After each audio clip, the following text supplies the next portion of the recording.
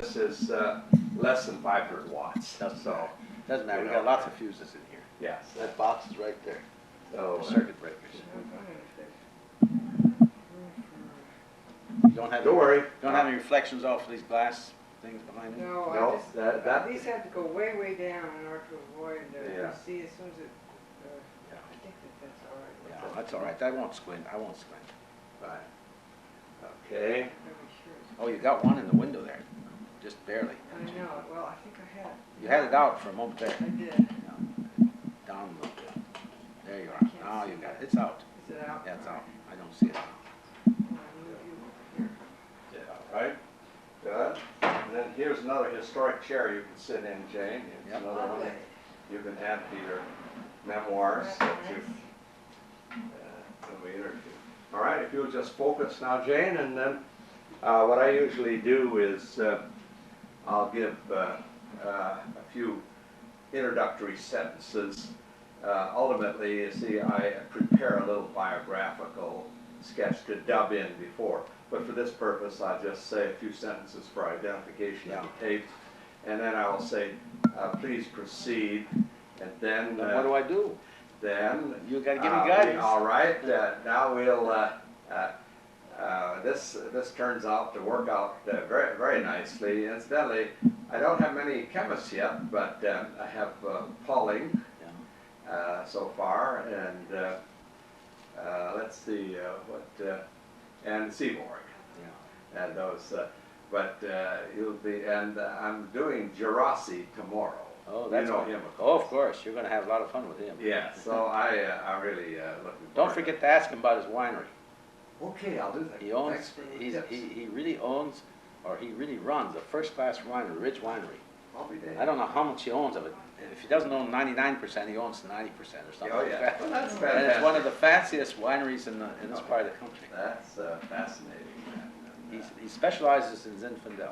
He makes the best Oh. Zinfandel there is around here. Well, that's wonderful, and He'll like that. You give him a chance oh, to yeah, talk I'll- about I'll that. just, I usually try to get as much biographical information. I thought I had enough about you, so I didn't need anything. Incidentally, I think the last publication I read of yours was in the Welch Foundation. Oh, that's 2 years ago. Yes, 2 years ago. Yeah, but we publish every few months. Yes, oh, I know it, but, so I'm a little out of date, but that's all right. Go ahead. But, all right, fine. So, you're all set, Shane? The Welch one was a Lewis biography, wasn't it? The Welch one had quite a bit of your work on photosynthesis. Yeah, but there's one in here that I wrote especially for the Welch.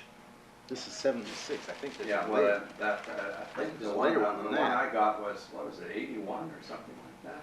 Yeah, this one Uh-huh. is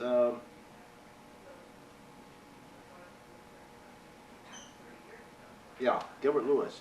This is the one I gave on Gilbert Lewis. Oh, yeah. But there's one after that. Yeah. I don't remember what it was. Fine, well, as I said, I think the one I had was, something like 81 or something like that. There could have been another one, yeah. So, and then, well, what we do is, what I'd like to have you do is just give a brief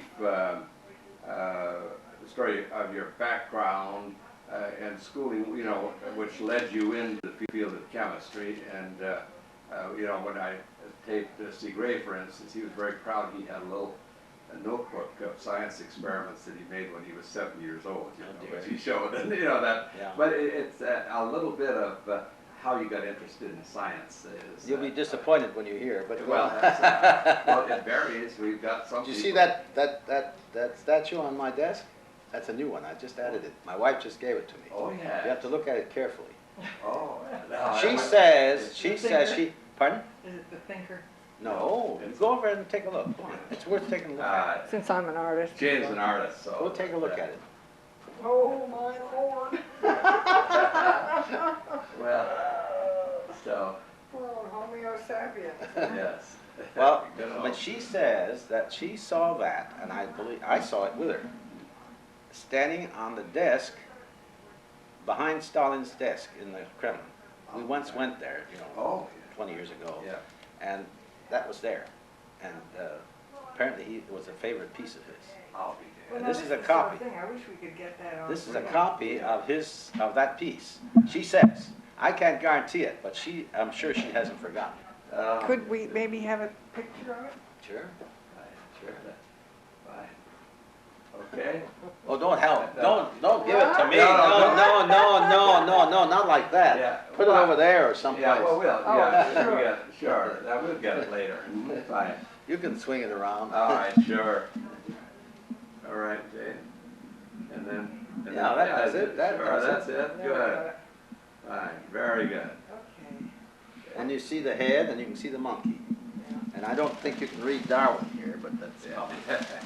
What does Darwin say? Well, Darwin says it's the wrong way around. Yeah. Well. Stalin had that? That's what my wife says, and I believe it. That's a fantastic story there. Good. He said, and if you go to the Kremlin, and they'll show you around, and they'll show you Stalin's desk, and this thing, she says, was standing on a bookcase behind his desk. You know, I don't have a bookcase behind my desk, I'll be darned. but he had some shelves behind his desk. We've been just reading in the paper about, the disappearing treasures from the De Young Museum, and I thought perhaps this might Oh, be. for heaven's sakes, I read about that. Did you read about it? It's a very interesting article. Well, most of those have been lost by sheer carelessness. Oh, yes, that's it. Of course, every museum is that way. I understand even the Smithsonian has some problems that way. They got too many things. Too many things, that's right. Well, go ahead. Well, fine. Well, this, Dr. Calvin, of course, this is one of a series that we are doing of men who have been prominent in the development of chemistry and other scientific subjects, also the general field of technology. And so we're delighted to be able to have you on this tape today. And if you will just start out with a general description of your background leading into the major discoveries of your career and a little bit of the philosophy, we'd certainly appreciate it. And so with this general introduction, will you just proceed? Well, it's a question of where to begin, you know? You begin when you're born. But I guess I was there at the time. But I don't recall any scientific events until somewhere in the grade school, must have been maybe the 5th, 8th grade, 6th or 8th grade, something of that kind. Yes, where did you start in your grade school? Well, my grade school began in the Twin Cities, Minneapolis and St. Oh, yes. Paul, Mhm. but I have no recollection of those years at all, because very early on, my father went to work for the Catalytic Motor Company in Detroit, and my whole family, of course, moved to Detroit, and Detroit is where I grew up.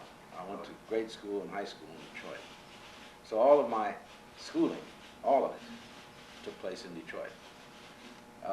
And the event the first scientifically related conversation that I can recall, unambiguously recall, was in the physics class of, I must have been a 10th grade or 11th grade or something like that. Oh, yes.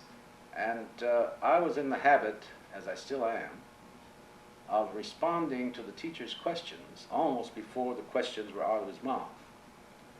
And the result was that I would answer questions that he didn't ask frequently, and sometimes I couldn't answer the questions he did ask.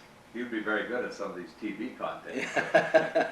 Well, in any case, eventually he was very unhappy with me and annoyed with me because I answered half the questions I answered were wrong, which is par for the course.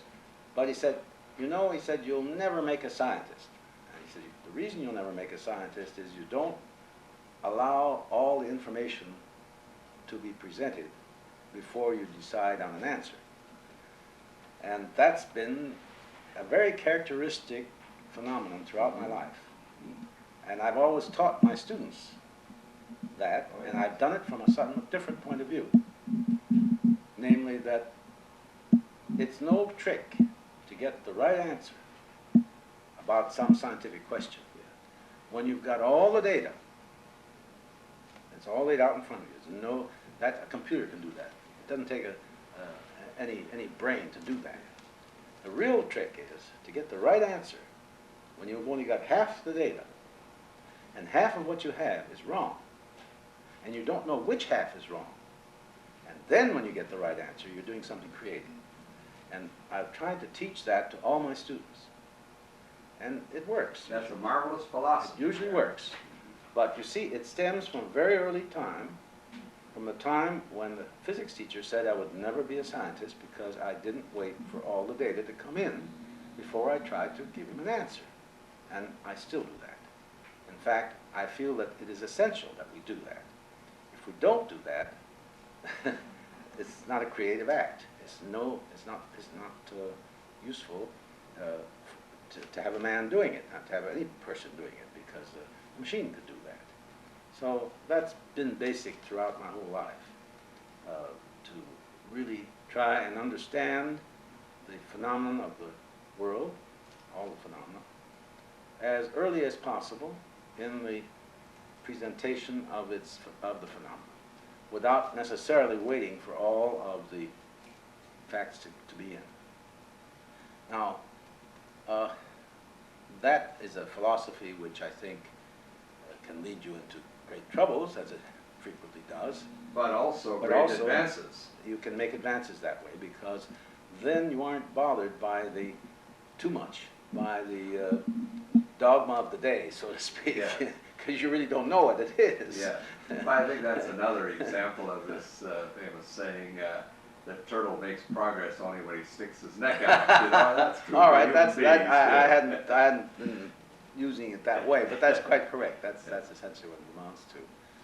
And that's how the thing started. I don't know that I had made my mind up to be a scientist by that time. I don't think I had, because at that time, I was still in high school. I had not had any high school chemistry.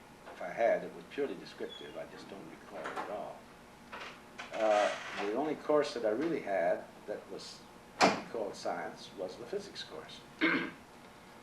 And I never had, this much I know, I never had any biology course at all throughout my whole career, whether it was high school, undergraduate, and graduate school. Never had a course in biology.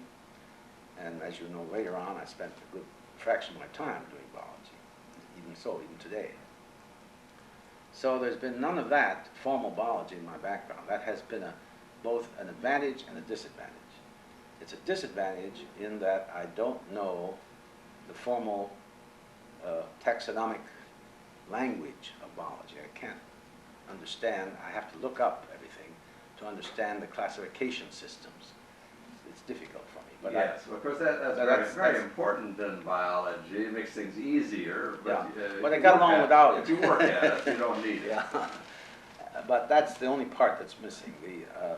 Later on, of course, I had lots of chemistry and lots of physics, theoretical physics, mathematics, quantum mechanics. All of that came much later. Yeah. Well, which colleges and universities did you go to after Well, high school? there's a reason. Well, let me explain that. I chose chemistry out of high school for a very practical reason. As I mentioned earlier, my father worked in the automobile factories, and that wasn't a very pleasant life, although he became a very skilled mechanic for the Catalytic Motor Company. He was very proud of that. I never got into an automobile factory at all, ever. But during the weekends, during my high school weekends, and during some of my first undergraduate weekends, I would work in a grocery store in Detroit on a Saturday. Now, in those days, and perhaps it's true even today, with the stores being closed, the retail stores being closed on Sunday, Saturday was an enormous shopping day, especially in the cut-rate grocery stores. And I got jobs regularly in those grocery stores on Saturdays. And the work began at 5 o'clock in the morning, getting the store ready to open, and we closed up at midnight that night. So it was a very long day. And in the course of that day, although I got to know a lot of people and I learned all about how groceries are packaged and sold and all that kind of thing, I finally realized, I noticed, let me say it this way, that in every package of groceries, and even those that weren't packaged, some interference isn't the right word, some role of a chemist played, a chemical role entered into the production of the product that was being sold, either in the canning of the food itself, in the making of the cans, in the printing of the labels, the making of the paper, making of the paper bags. Everything involved chemistry. And about that time, jobs were not as, I think when that was. That was in the early 40s, right at the end of the Depression, 29, and the early 30s, from 29 to 35, something like that. Right at the end of the Big Depression, and my father was periodically laid off, and that made a big trouble for us. And so one of the most important factors in my decision was to find something that people couldn't get along without, and to have a talent in that thing, whatever it turned out to be, so that I couldn't be fired. Yeah, very, very good point. That was my basic thought, that I had to learn how to do something that people simply had to have. And having worked in the grocery stores I did, I didn't have the farmer's turn of mind. It didn't occur to me that I could go grow the food, but I could certainly know the chemistry that was involved in all its processing, right to the very end, from the beginning to the end. And eventually, of course, I got into the chemistry of the growing as well. Yes, well, it's very interesting. Many of the famous scientists started out in chemistry and later turned to physics, like Teller and Wigner. Both of them were chemists to start. Well, I started in chemistry, but of course I was very heavily committed to physics as well, and all of the elective courses that I took, both as an undergraduate and as a graduate student, were physics and engineering courses, all of them. So that I had no biology, ever. And yet, as soon as I finished my degree, my graduate degree, well, I've skipped a good deal here. I went to high school in Detroit, and I went to Detroit Central High School at three different sites. It kept moving around, and I kept moving around. So I went to Detroit Central High School when it was at Cass and Warren. Then I went to it again when it was on Linwood. Then I went to it again when it became City College of Detroit on Cass and Warren. And I went to it again when it became Wayne State University. So I was in that building 4 different times. But I graduated from Detroit Central High School, and at that time, this was in 1927, there was a college in northern Michigan which was trying to expand its clientele. And in order to do so, it arranged to give a scholarship to one high school student in every high school in the state. And their only qualification was that the high school principal would certify this was the best student in the school for that class, the best student in that class of that year. And I got one of those in 1927.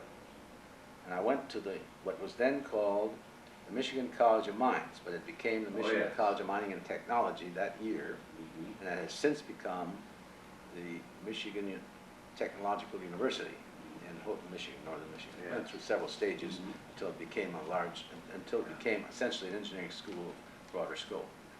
But when I was there, it was a mining school, and so my only electives, the only thing I could study there was, outside of chemistry, was geology and mining engineering and civil engineering. And so I did all of those things, and physics, of course. Right. Elementary physics, mineralogy, geology, paleontology, and field geology, mining engineering, and physics. those are all the things I did. I did a little bit of civil engineering as well.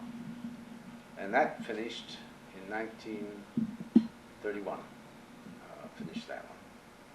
By that time, the school had expanded its concerns, and as I say, was now a general engineering school. It hadn't really reached that stage, but they were moving in that direction, and I was the first chemist to graduate from there. The first one to take a degree in chemistry from there. From there, I went as a graduate student to the University of Minnesota, Minneapolis. Oh, yes. Now that wasn't a very big change, because by that time my family had moved back to the Twin Cities and had a small shop there in Minneapolis. And so it was very easy for me to do that. And I got a teaching fellowship at Minnesota, which in those days, 1931, let me think. I think it was $300 a year or something like Yes. that. In 1931. Yes, they ran between $250 to $500 in those days. I think it was $300 a year when I started, and $500 when I finished. Yeah. That was it. And it was a 4-year stint. So I got my PhD from Minneapolis in 1935, and it was a straight physical chemistry thesis. Oh, yes. Very physical chemistry oriented, with a man by the name of George Blockler, who later became the dean of the faculties at Iowa State. He was a pretty good physical chemist, I thought, at least what little I knew of him. And I studied mostly the electron interactions with gaseous atoms. One of my thesis actually was to measure the energy of interaction of halogen atoms, single halogen atoms, chlorine, bromine, and iodine atoms with electrons. And I did that in a vacuum tube, all of which I had to build. It was an interesting, it was a time when building things was common for a graduate student. In fact, Oh, yes. They all did it. Yes, and you devoted an awful lot of time to it. Always. Building something was part of the business, you had to build it. And I learned how to do that, and I learned how to, I learned the relationships between the current voltage curves in a vacuum tube and the charge to mass ratio of the carriers. And it was from that current voltage curve that I measured charge mass ratios, and from the charge mass ratios and the number of atoms of iodine or bromine that was in the vacuum tube and the currents, I could calculate the equilibrium constant between the atom and the electron and the anion. Oh, yes. That was formed from them. And that's how I measured the electron affinity of the halogens. The first one I measured was iodine. Then I did bromine and then chlorine. But by the time I got around to chlorine, Joe Mayer had already started that work as well, but a completely different approach. But I had published the iodine and bromine work already, so I didn't feel too badly about it. That was my thesis. And then, by that time, during the course of my graduate work, I had to study the theories, the quantum mechanical theories of reaction mechanisms. And the best statement of the quantum mechanical theory of reaction mechanisms that was extant at the time, it was really just being developed at that time, was that of Michael Polanyi. Now, Michael Polanyi had been studying the reactions of sodium atoms with alkyl halides in a dilute gas. He also had undertaken a study of the reaction of a hydrogen atom with a hydrogen molecule. And the way he made that measurement was to use H atoms and D2 and measure the formation of HD and things of this kind. So he was measuring the simplest kinds of reactions which were susceptible to first principles, quantum mechanical calculations. And he succeeded in doing that and developing what we now know as a transition state theory of reaction kinetics. His more famous pupil was Henry Eyring, who just preceded me in that work. In fact, Henry Eyring was there, and well, I might add that by that time I was aware of Polanyi's work and of Eyring's work, and that their work was being done at the University of Manchester in England. So I applied to go there, and Eyring was able to find some money, and not very much, but enough to keep me there for 2 years. I arrived after Eyring was gone, but by that time the theory of transition state theory of reaction mechanisms had been pretty well sorted out, not completely, but well on its way. And so Polanyi asked me to study the mechanism of activation of molecular hydrogen on platinum, to start with, on polarized platinum. He had the idea that you could study the reaction of hydrogen with molecular hydrogen atoms attached to platinum, which were polarized, with hydrogen molecules which were not attached to the platinum. And thus you would be able to affect the activation energy of the atom-molecule reaction. And that's what he put me on. And so I began to study the effects of polarization on platinum electrodes carrying hydrogen atoms on the rate of exchange between the hydrogen atom and the D2 or HD reaction, as the case may be. This led to a more general question, which Polanyi now posed. He noted, he knew, and you should understand who Polanyi was. He was a refugee from both from Hungary and Germany. He was a surgeon in the First World War for the Hungarian army. And after that was over in the late 20s, he realized that his interests were in basic science. So he went to Berlin to study in that famous school of physical chemistry which spawned Haber and all the other Germans of the middle 20s. And he was one of them. He became one of them, I should say. Not quite, but he became one of them. And that's where his physical chemistry developed, in that environment. And his ideas about reaction mechanisms were born and developed there. However, as Hitler came to power in Germany, Polanyi left.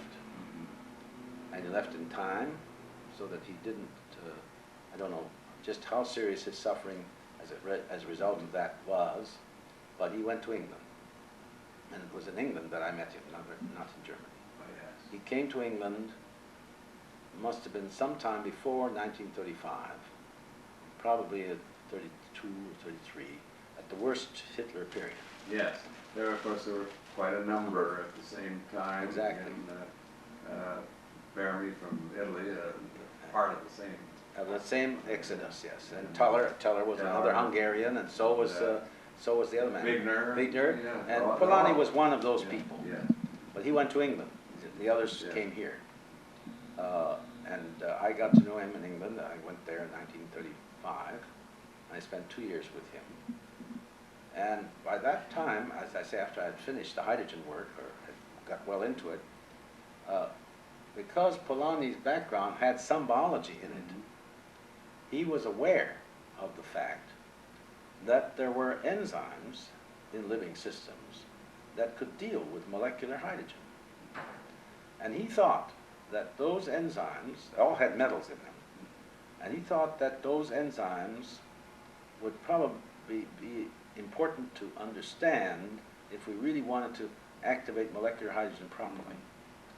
At that time, it was believed, and he believed, that the active site of hydrogenase, the enzyme which activates molecular hydrogen and allows it to exchange with water,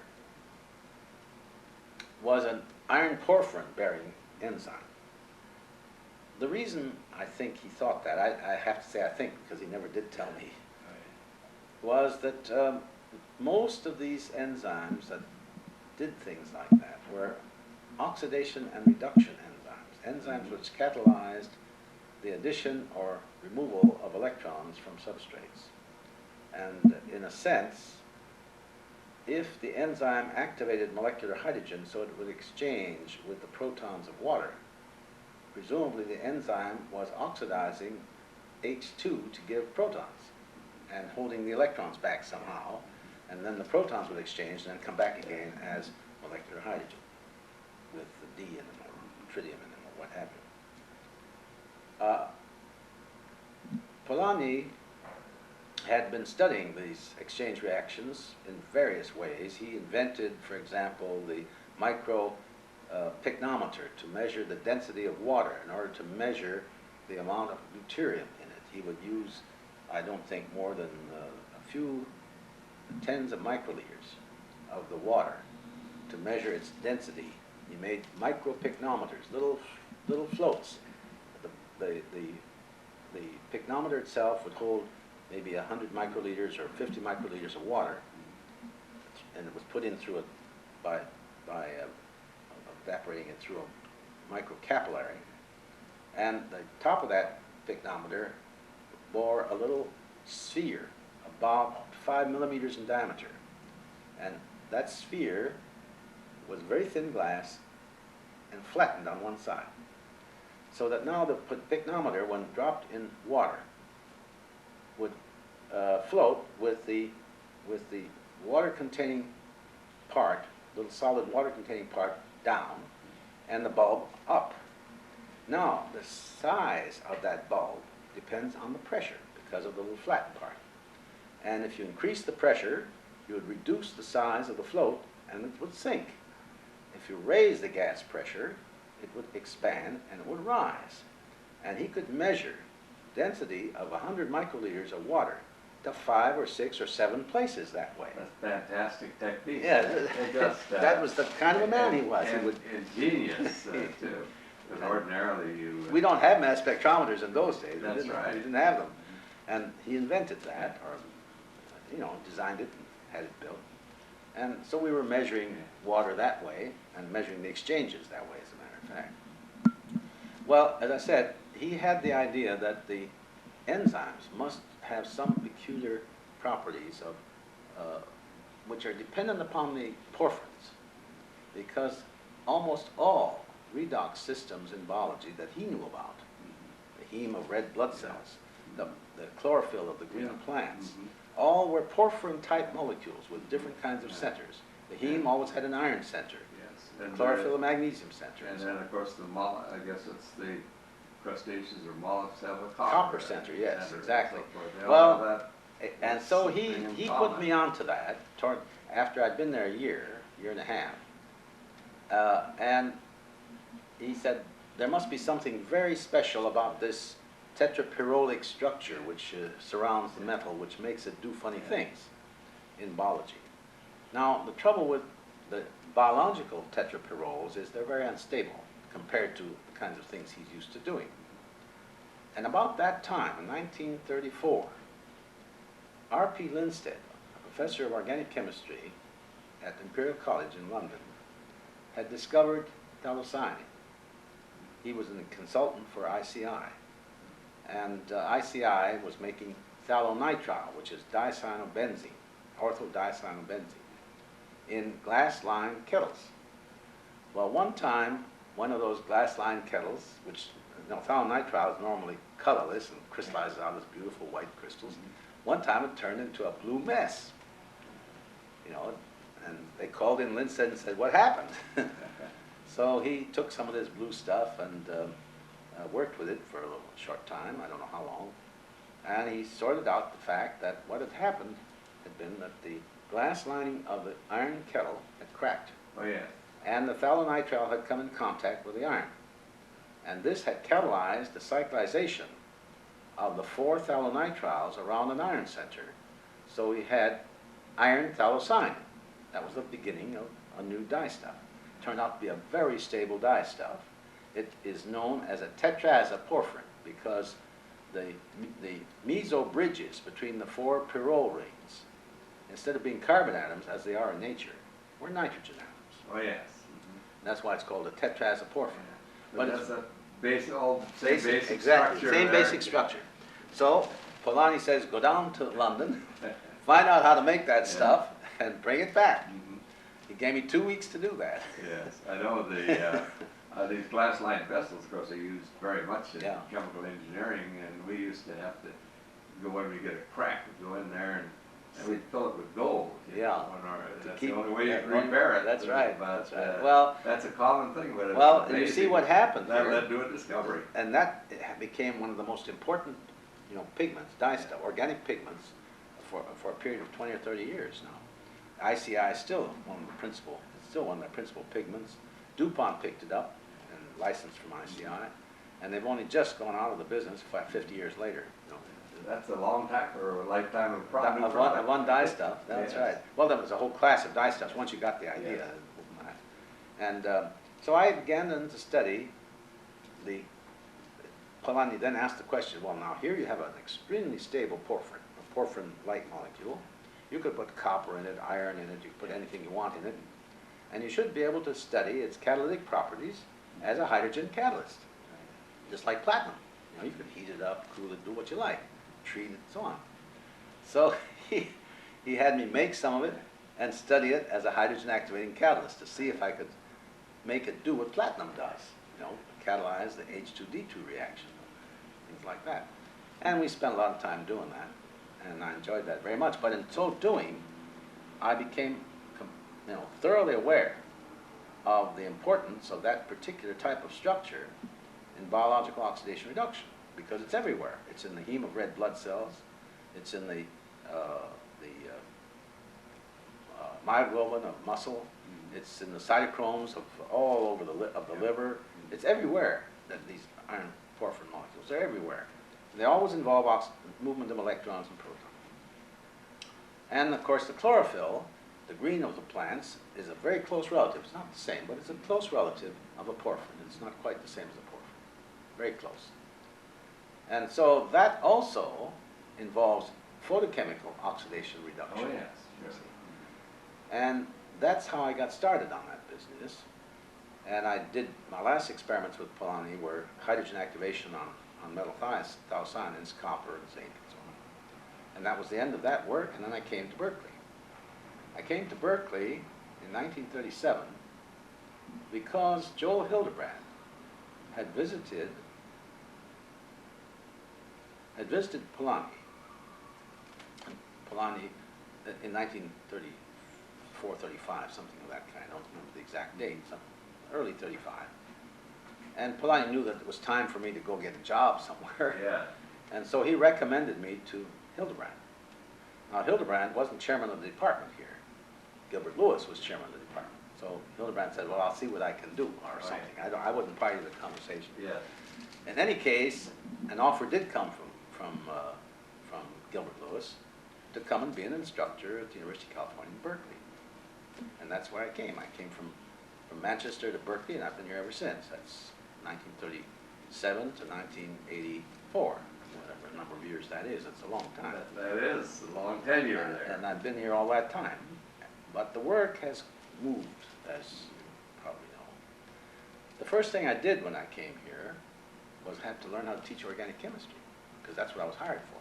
Now, Lewis knew a lot of organic chemistry, but not in the way that the ordinary organic chemist knows it. As you probably know, he understood the structure of molecules in a way nobody else did. He put the molecules together with electron pair bonds. He could take them apart. He knew when they belonged together, when they didn't belong together. And but he wasn't any great. He didn't teach organic chemistry the way an organic chemist would teach it. So it didn't bother him that I didn't know any organic chemistry either. Oh, yeah. But that was my assignment, to teach organic chemistry. And I had to learn it. And that's when I learned organic chemistry, from 1937 on. And I taught organic first for the chemists and then for the biologists for well on to 40 years. And in doing so, I had to learn the biology, because most of the time I was teaching pre-medical students. And at the same time, about that time, my first experiment was to try and find a homogeneous catalyst, metal complex, that would activate molecular hydrogen. That was my personal research at that time. First thing I did when I came to Berkeley. And indeed I did. I found a copper salt which would activate molecular hydrogen for exchange reactions and for reduction reactions, just as platinum did. But there was no solid there. It was homogeneous. All All homogeneous. It was the first homogeneous Yeah. hydrogenation catalyst, the very first one, 1930.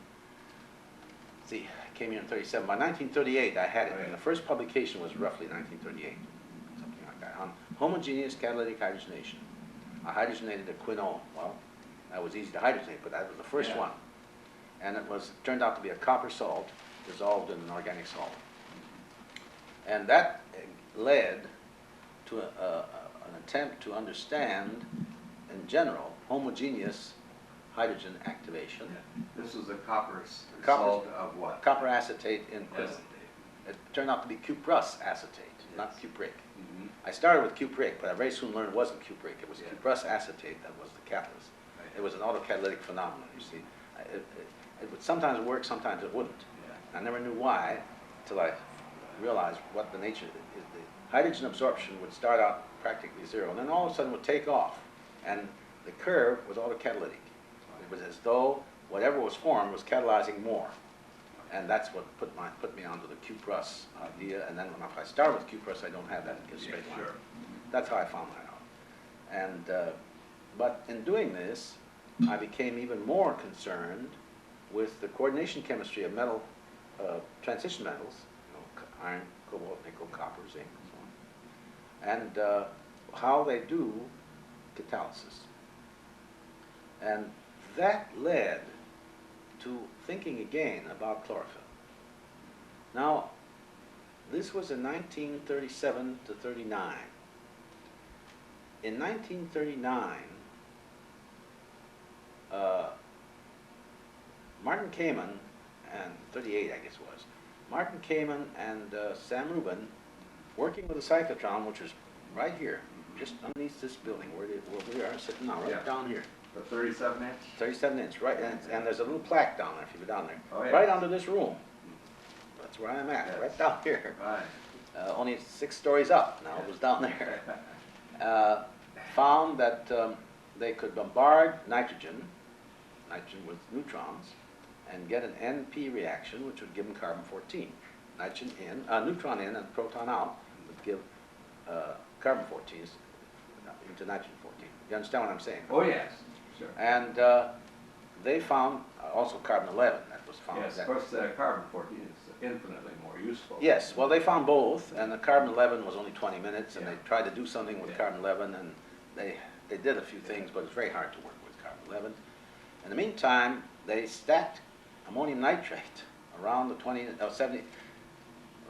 cyclotron downstairs, down here, 37-inch cyclotron, which was down here, and stacked huge tanks of ammonium nitrate all around it. And then, after a while, they would add CO2 to those tanks and precipitate barium carbonate, and the barium carbonate had radiocarbon in it. And I got some samples of that early on. In the meantime, Rubin was busy doing some work for the Army. And one of the things he was working on was phosgene. And he had an accident with the phosgene. Yes, I remember that tragic accident. He plunged a glass tube of phosgene into liquid nitrogen, and it burst. Mhm. And that blew the phosgene in his face. The exploding, the boiling liquid nitrogen blew the phosgene in his face and killed him. And that left, at the end of the war, in fact, that left that whole program in limbo for the time being, because Martin Kamen left also and was doing something else. Because Sam was the leader of that. Yes. Meantime, I was involved in the Manhattan District as well. I had been invited by Glenn Seaborg to develop a separation method for the decontamination of irradiated uranium, and also for the purification of plutonium. It turns out that the method I used was good for both. And the reason I was able to do that was that I had been working on metal complexes. Now, the method that was in use by Glenn was a precipitation method, bismuth phosphate precipitation method, which is a terrible method to work with on a large scale. And so they were trying to do solvent extraction procedures, and one of the solvents that was being used was, I think it was a butyl phosphate, I'm not sure which one. Yeah. Butyl phosphate. Tributyl phosphate. Yeah, I think. some, PBP. yeah, something like that. But that wasn't very specific. It was, Yes. it was very, it would pull out a lot of things. Yes. So my job was to develop a specific binder that would grab fission products and leave the uranium alone. Oh, yes. That was my job. Mhm. And I did that. I found out that uranium-6, that is uranyl ion, doesn't complex very well, whereas all the rare earths, which are +3, and zirconium in the +4 state, all the other elements that we were worried about could be kept in a +3 or +4 state, while the uranium was oxidized to +6. And all of those other elements, the fission products and the plutonium, stayed in the 3 or 4 state, in which case the chelate that I built would work in 1-normal nitric acid, pull them right out, and leave the uranium alone. And I could adjust which ones they would pull out by adjusting the acidity. I could pull them one at a time that way, because I built this special grabber, claw, if you want to call it. That's what a chelate is, it's a claw. And I built a special claw that had the correct acidity so that it would work in acid solution and just at the right level so that I could take out one or another of these rare earths or the next transition series below that, the uranium and all of the next row. By adjusting the redox state and the acidity, I could pull them out, leave the uranium alone. Then I could pull the plutonium out because that was easier to reduce than the uranium. And I pulled that out as +4. So that method brought me, as you see, in contact with the whole Manhattan district. I used to go to Chicago meetings, which you probably remember. Oh, yes. And right. Of course, I was over on the electromagnetic side. yeah, but knew about it. I was fussing with, and I used to go to the Chicago meetings and Yeah. hear these things all the time. And occasionally I'd give a little paper of my own at these meetings. But it was a very exciting time, obviously, and my process never reached commercial production in time to be used by the United States. The bismuth phosphate and the tributyl phosphate processes got there first. Yeah. So by the time mine was ready to be developed, they didn't need it anymore. I mean, the pressure was off. Yeah. And the only people that did use it were the Canadians and the British. They both used it. Yeah. And then eventually it's come back here, and now it's used here in very special places. Yeah. So that that is how that work began. That's how my connection, and the reason I have to say this, that's how my connection with Ernest Lawrence also came Yes. about. Mhm. 'Cause I remember there's a picture of you among the other staff. I believe taken at the cyclotron or Yeah, something like yeah. that. Very That was famous. right there. And then I can remember VJ Day. The faculty club was where we always had lunch. And on VJ Day, that was sometime in October, I remember, 1944, See, VJ Day must have been wasn't it? September 45. September 45. Well, Yeah. 1st of Or October. Or August or something. Yeah, something like that. Last Well, of August. within a few days, Yes. I was coming back from lunch from the faculty club, and Ernest was coming over. Ernest stopped me right across the street here, in the street, this street that's still there. He says, "Time to quit. It's time to do something useful." He said, Yeah. Oh, "It's yeah. time to do something useful." Uh-huh. He says, "Now do something with that radiocarbon. We've got a few curies of it. Here it is," and gave it to me. Stuff that had been stored around. Oh, and yes. And you ought to be able to do something useful with it. Cure cancer Yeah. with it. Yes. that was it. That was his attitude. Yes. Go ahead. He said, build something that'll stick to the cancer cell and put radiocarbon in it. That'll kill the cancer. That was his idea. I said, well, I'll try. And so we started a radiocarbon lab the next day. Yes. I mean, within one day we started it. Oh, yes. And it was in that building over there, the Donner. Oh, yeah. At that time, Ernest's office, the whole thing was on his office, and all his people were on the Yeah. second floor. So I got the third floor of the Donner. Oh, yeah. That's where I was going to do my radiocarbon. I set up that third floor of the Donner as a radiocarbon lab. And we started making carbon-labeled compounds that would be useful for human metabolism. Eventually find their way to cancer cells. That was Ernest's idea. Well, that's how we got going into the radiocarbon, and we started learning the mechanism of organic reactions that way. And then obviously, because of my interest in chlorophyll and how the green plants worked, it was such an obvious thing, I couldn't avoid doing it. Here we have a tracer for the most important thing the plant handles, namely carbon dioxide. And we could figure out, it's obvious how to do it. You feed the plant the carbon dioxide and find out where the hell it goes. That's all there was to it. But that was a fantastic tool that appeared just Just at the right moment, time. yeah. And so, and I knew enough organic chemistry so I knew how to do it. And enough biology so I knew how to do it. And the result was, we put it all together. And beginning in 1945, we began to sort out the various steps that carbon takes on its way from CO2 to sugar. And I think the final paper was published in 1955. It was a 10-year period in which the whole thing was done.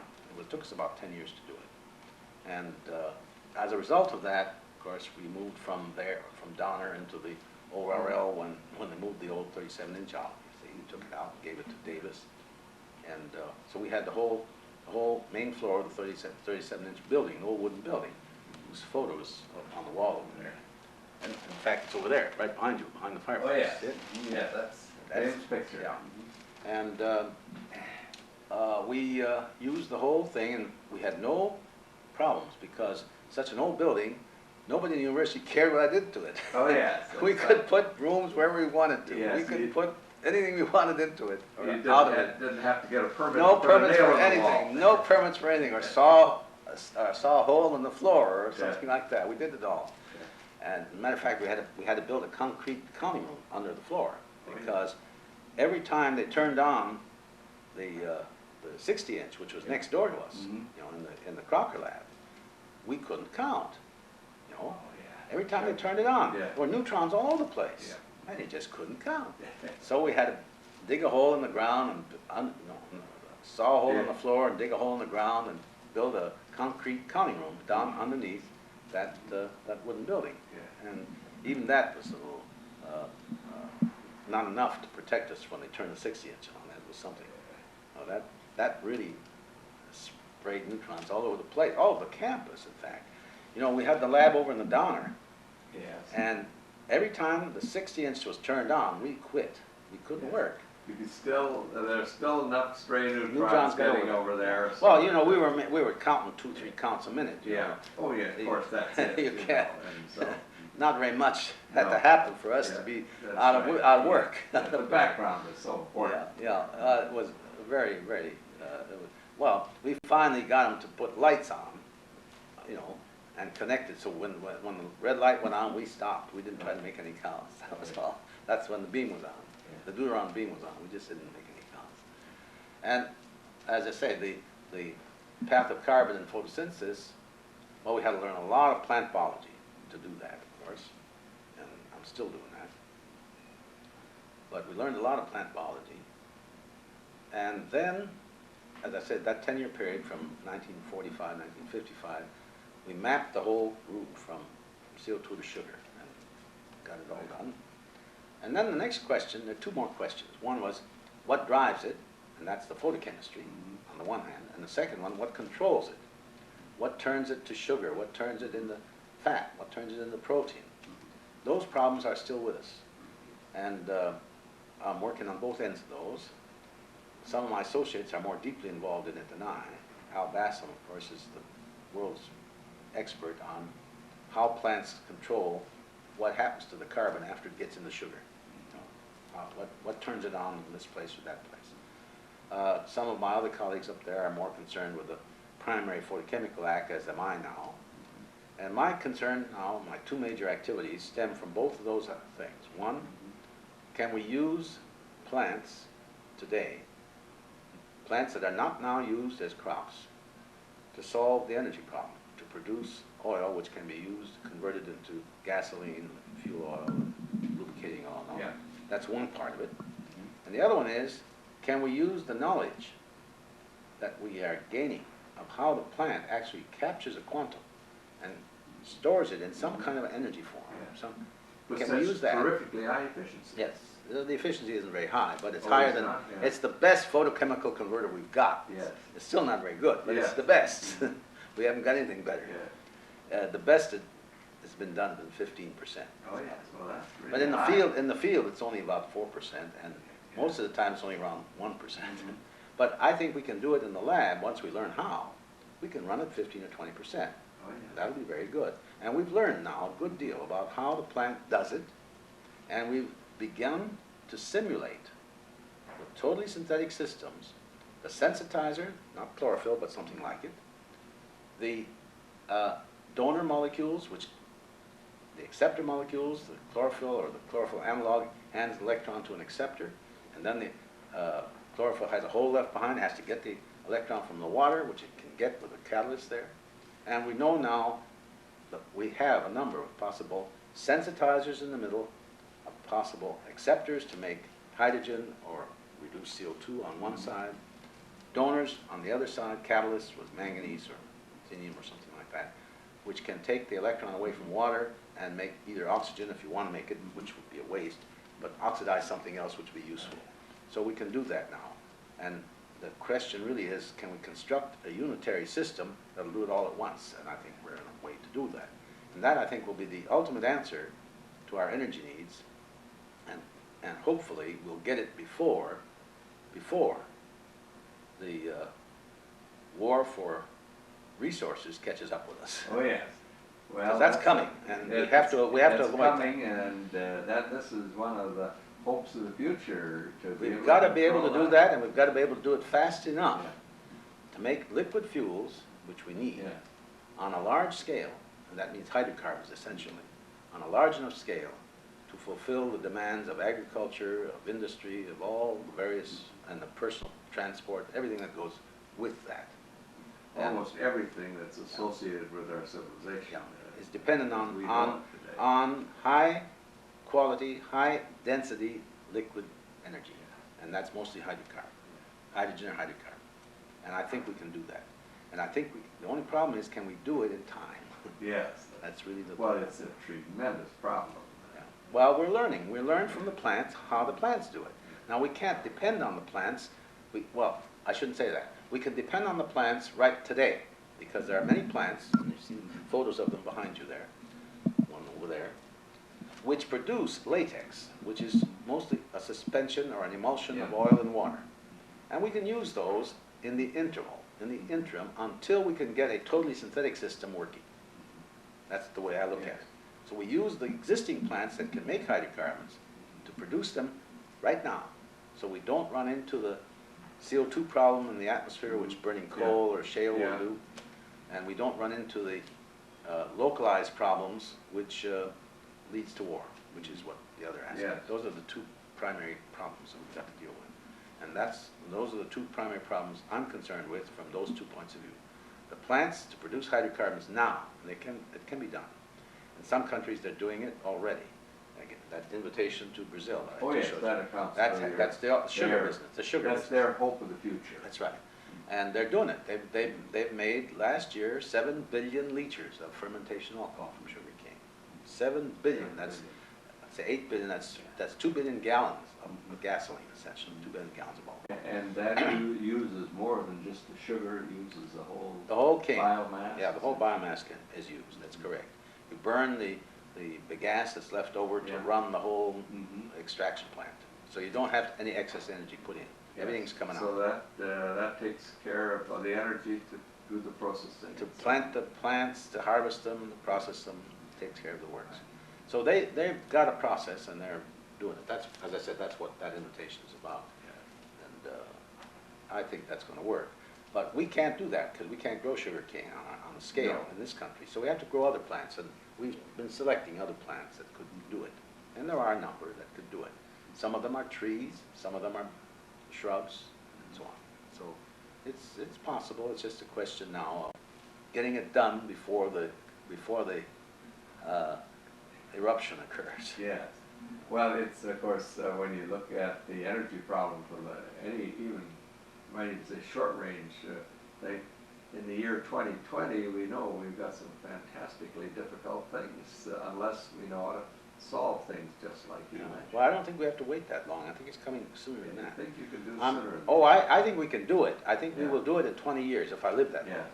But we will only do it in 20 years if our population is really willing to support it. Yeah. And that kind of support comes in two ways. And it comes in the way, first of all, the population has to believe it's necessary. And secondly, just as all other transitions into new technologies have been subsidized in their infancy in some way or another, we need a little subsidy. Yeah. And that subsidy, I know where it's going to come. One way where it could come from, their farmers now are being paid to set aside land and not grow grain. Let them be paid. Let them grow an energy crop on that land. And let them collect for that energy crop, as well as being paid for not growing grain. In other words, don't deprive them of the subsidy that they're getting for withholding their land from grain production, but allow them at the same time to grow the cash crop for oil. When they have learned how to produce about 10% of our needs, you can then withdraw the subsidy, and it'll go. Yeah. Well, these are some very, very sound proposals, and most people seem to think that's quite foreign to industry, but Not at all. Every industry. Being in the chemical industry myself, practically every product needs 8 to 10 years before it turns into the black. That's right. 8 to 10, and almost every product that a chemical company puts out, it needs that period of time. Exactly. It's subsidized Exactly. in that period of time. And you hear from these professional economists, who catch me on the stage and say, well, how much can you make it for? I said, well, I can make it today for about $30, $35 if you don't jack something up on me. But, that's not going to work that way. And so I think the best way to do it is to use these farmers that are getting paid anyhow not to grow, and let them use that same land for an energy crop, which won't interfere with the price of wheat or corn or anything like that, because it's not in that business. See, they'll grow something quite else, like euphorbs or like milkweeds or something of that kind. It won't have anything to do with a food crop at all, and it will fulfill the liquid energy needs, at least to some extent, that this country needs. And when, as I said, when that price, I shouldn't say price, when that amount reaches about 10% of our demand, it'll go on its own. They can withdraw the subsidy. It'll go on its own by that time. Well, that's a fascinating system you've worked out. And so far as the... After that, let me say, after that, of course, by that time, we won't need the plants at all. We will have the totally synthetic system, which will make hydrogen or methane or what have you see, by that time. We're almost there now, but that's a little further away. Yes. The plants, you can do it today. But with plants, you can do it Today. And ultimately, if the chemists are smart enough, They'll do it without the to plants. do it sunlight to hydrocarbons. Exactly. With the proper catalyst. Exactly. Right? Exactly. And that's the kind of thing we're doing now. Yes, Those are the two major activities. It's really quite an exciting story. And I just hope that we have time, and by we, I mean the scientific community, of which I'm one, has time, not because of the length of my life, but because of the shortness of the peace in the community in order to get this done before it explodes. See, that's really what I'm worried about. There are tendencies to explode all over the world, as you well know. Oh yes, and you really and so much of it is concerned with the Resources. resources, and particularly energy. Yeah, And anything we can do to solve that problem. And of course, in reality, energy is so artificially Priced. cheap now, due to the fact that we had an awful lot of photosynthesis 100 million years ago, That's right. and That's in right. fact, you might I did some calculating, you might either confirm or deny it, but it looked like at least every year we use up in gasoline what it took plants to do 1 to 10 million years. Yes, that's about right. There's another way to look at it. It's a little more complex, but it's just, I think the way you have put it is probably the right way to put it for a popular audience. But the fact is that the energy that we use today, in the form of gasoline and oil, natural gas, hydro, these are all solar energy forms. Hydro is also solar energy, as you probably know. We're using less than 0.1% of the available sunshine in this way. The reason is that most of it is just growing forests or grass or cows or what have you. But and that's the reason this million-year number comes up, because the amount that is actually deposited and transformed into oil and gas and even coal is a tiny fraction of the amount that's fixed every year. That's why your million-year number is right, you see. Much greater fraction, of course, is fixed every year. Much larger than that is fixed, but it doesn't get put into oil. Doesn't get into the place where you can That's readily right. use it. That's right, exactly. The pour into your car. The fraction is very small. Yeah. The fraction of what is fixed and gets transformed into storable hydrocarbon or coal is tiny. It's less than 0.1%. It's very small. And that's the reason when you say, well, we're using up 10 million years of photosynthesis every day or every year, is about right. Yes. Because of the small fraction which gets used and gets stored. Yeah. Well, that's the end of the story. Well, that is. Or I should say the beginning of another one. Yes. Well, this.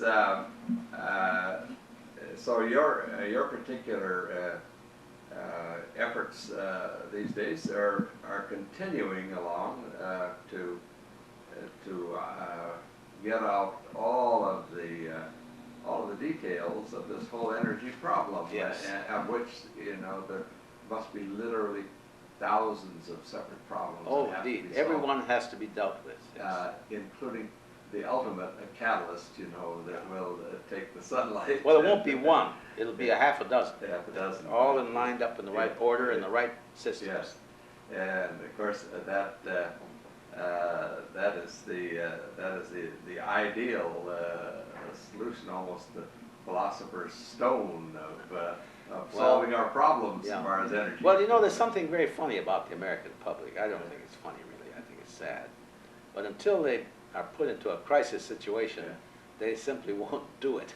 Oh, yes. And I hate to see that happen, because the crisis can get out of hand, Well, that's right. And a crisis on some of these things cannot be solved in 1 year. No, of course not. I think of course not. That's that, why you have to start now. I They should have think- started 20 years ago, 15. I think that I like to think of a program, and of course I'm particularly interested in nuclear energy and nuclear reactors and so on, and that in order to really get at the optimum, if we start right now on the right kind of a breeder program, and You might have it 20 years we from might have it in the year 20. Yeah, that's right. But it to try. Well, there's the other problem, and I don't know how to solve it,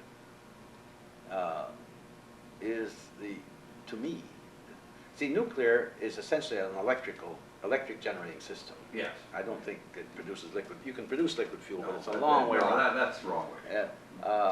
But it's essentially an electric system, and that's necessary. And I just don't understand how. I don't really appreciate how the perception in this country can be modified so that we'll be able to go forward with it as they are in other countries. Mm-hmm. Well, in other countries, they're not paying as much attention to the waste disposal problem as we are. Yes. That's really the difference. Mm. And somehow we have to solve that waste disposal problem to the satisfaction of our people. And that hasn't been done. Now, don't tell me technically it's been done. It may be so. But to the satisfaction of our people, I said. Don't forget well, that. That's right. And of course, I think in this particular case, the technical problem is much easier than the perception problem. Well, that may be, and if my wife were here, she would say, well, which is more important? Yes. You gotta have them both. Doesn't make any difference. Oh, If you don't have the perception, you can't go Can't do forward. it, that's exactly what she says. Yeah, so, She says, I don't believe it anymore. I've told her dozens of times it can be done.